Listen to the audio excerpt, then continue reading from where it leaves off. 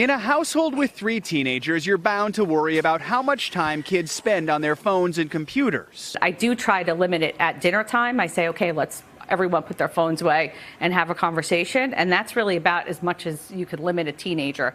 Cheryl May's concerns are even greater now because of a new report that's raising questions about screen time. Researchers at USC say they found a modest but statistically significant link between heavy tech use and ADHD, attention deficit hyperactivity disorder.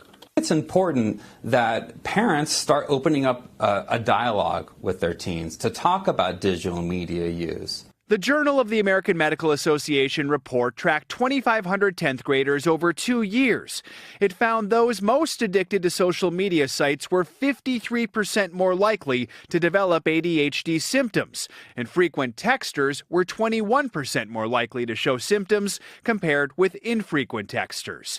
It's not clear if kids who develop ADHD are already more prone to heavy tech use. Our research raises some concerns but doesn't necessarily imply that there's a direct causal effect of digital media use. The American Psychiatric Association says 5% of all children have ADHD. The teens in the May family do not have it, but mom still worries about screen time. I think it would be worth it to try to cut down. Challenging, she says, in a world that relies on technology.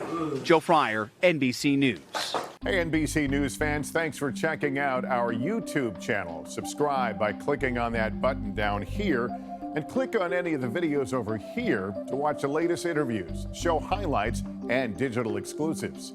Thanks for watching.